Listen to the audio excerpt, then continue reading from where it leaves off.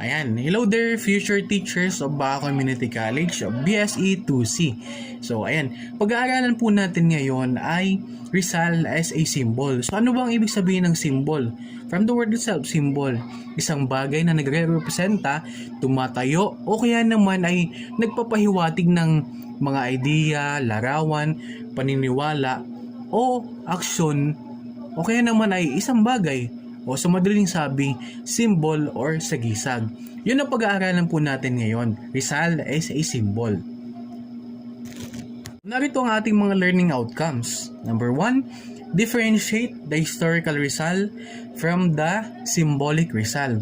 Number 2, analyze photos of Rizal as signs and symbol. And number 3, assess the significance of symbol in strengthening national solidarity and sense of community.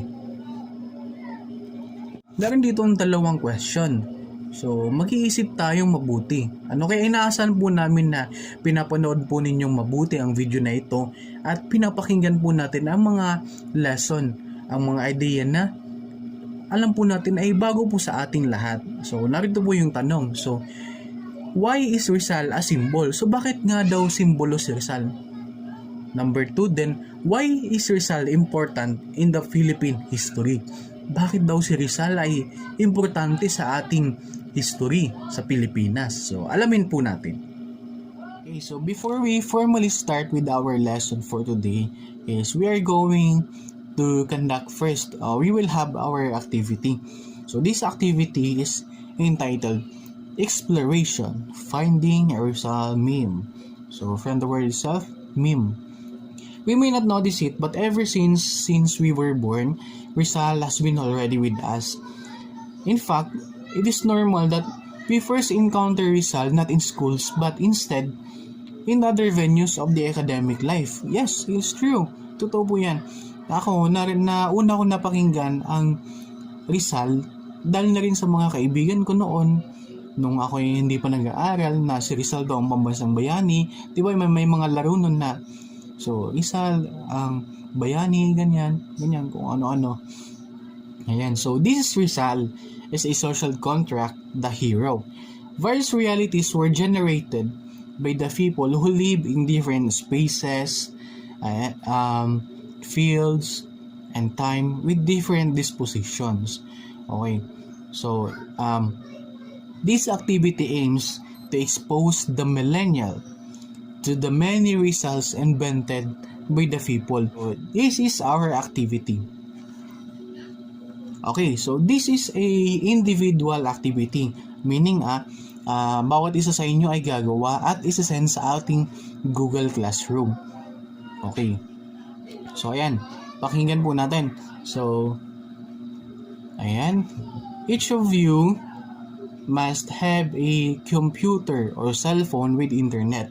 So, ayan, alam ko meron naman kayo, offer nyo yan. So, ang gagawin nyo is search for different photos of Rizal memes in the World Wide Web or internet, particularly in social media.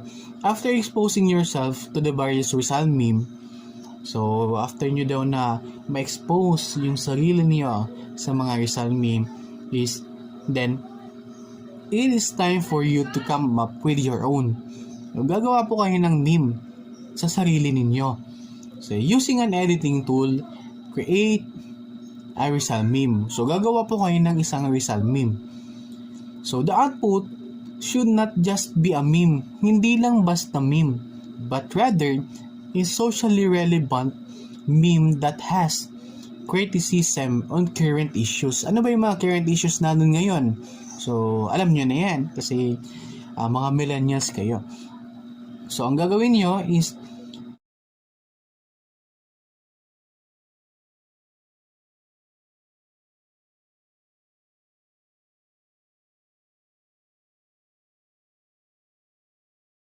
the readers of Rizal are said to be more powerful than Rizal himself. He lived and died in the past, but readers make him exist. So sabi ito, binubuhay natin muli si Rizal dahil sa mga ganitong aralin. So readers can actually manipulate his image depending on a specific agenda. The proliferation of ideas had indeed generated a what we call the kanya-kanyang Rizal.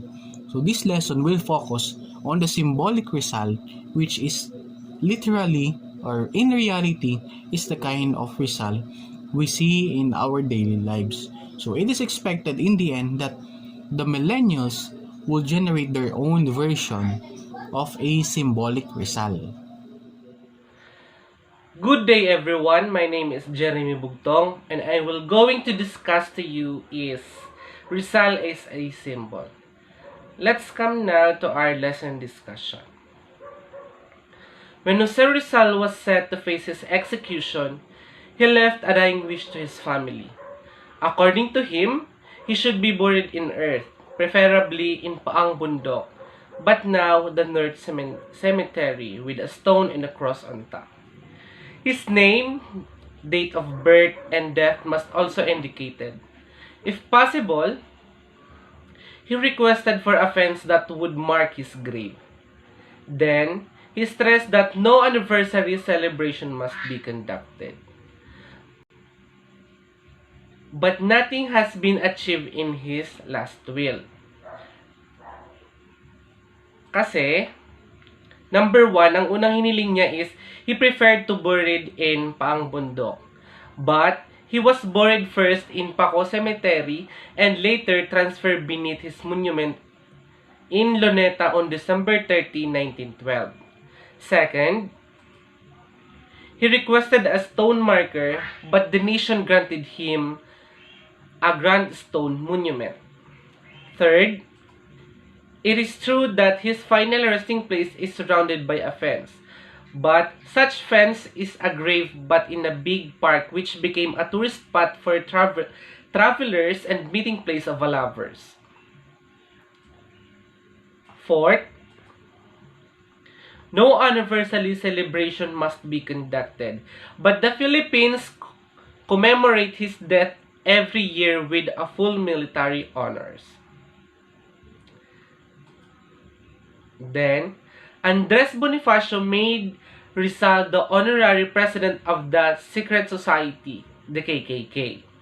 During the meeting of Katipunan, his portrait was hung on the walls of the meeting room so that members would see his face clearly. Rizal was considered a symbol by many Filipinos. And it was evident that two Rizals appeared in the course of our history: the historic Rizal and the symbolic Rizal. The historic Rizal. Rizal, who lived and died in 19th century in the Philippines.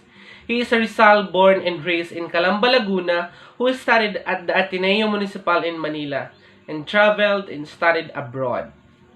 He published No Limitang Here and El Filibusterismo, and he founded the La Liga Filipina and the Martyr of Bagong Bayan in 1896. And he was the true person that actual Rizal were read in history books. Symbolic Rizal. From the word symbolic, it serves as a representation or is something that has greater meaning because of what it represents. So, meaning, ito yung mga representasyon ni Rizal sa panahon natin ngayon. Like, for example, yung sa Rizal sa Luneta Park, tapos yung Rizal sa piso coin, sa mga postage stamp. So, hindi lang siya basta nilagay doon, 'di ba? May meaning 'yun kung bakit nilagay yung doon. For example, sa Rizal sa Luneta Park, nilagay siya doon for commemoration of what Rizal have done to our country. Yun lang naman yung pinaka ibig sabihin ng symbolic Rizal. Kung ano yung kung bakit napunta yung mukha ni Rizal sa bagay na yon. For example, 'di ba? Yung sa novel ni Jose Rizal, yung sa dalawa niyang novel na No Limitang at El Filibusterismo. 'Di ba, pag sinabi mong pen, pag i-incorporate mo siya dun sa dalawa na yun, um, alam natin na peace agad yung um, ibig sabihin nun. Tapos dun sa novel, yung sword, representation ng violence and revolution. So, yun lang naman po. Okay, so tapos na po ang aking mga kako-teachers na magtalakay po sa inyo ng mga importanteng topic. So, akin namang ibabahagi po sa inyo ay Rizal is a text, sign, and symbols. Okay. Okay, to further elaborate, a text is anything that can be read, interpreted, and analyzed. The key concept here is reading. Reading is making sense of the world in our lives. We read spaces, places, our historical circumstances, and a plethora of images unleashed by the media, literature, and art. Text has no instinct value or meaning apart from readers. The message it contains, the virtual or potential state, is actualized by the readers. Its meaning is an effect of the reader's interpretation rather than a product of its author. Okay, so there are two types of text. The first one is sign. It is a kind of text which represents a fixed reality and posits itself as a means of portraying that reality. As in the words of Umberto Eco, a sign is a closed text, which implies that the freedom to create meaning is being monopolized. For Roland Barthes, according to Roland Barthes, a sign is a readerly text, which can be understood as a kind of text whose meaning is predetermined. The reader is merely a site to receive information. Examples of a sign are the peso sign and slippery when wet road sign. Ayun, makikita po natin sa daan, napakaraming sign. Napakaraming sign dyan. Yan ang mga halimbawa ng sign. Okay. On the other hand, a text can be a symbol too. A text can be a symbol which conveys meaning not only about itself but about cultural processes and relationships. Meaning, therefore, that it is not constant but constituted, though through a human agency. On the other hand, a text can be a symbol too. Sabi dito, a text can be a symbol which conveys meaning not only about itself but about cultural processes and relationships. Meaning that it is not constant but constituted through a human agency. In the words of Umberto Eco, a symbol is an open text which implies that any interpretation may be valid.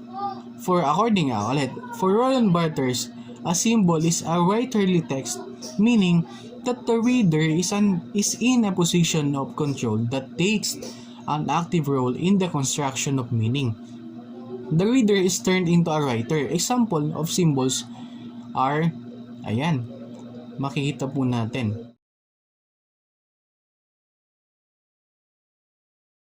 Okay, so to apply this concept to the study of the Rizal course, the following photos are Rizal as a sign whose meaning is predetermined. Okay, so tingnan po natin.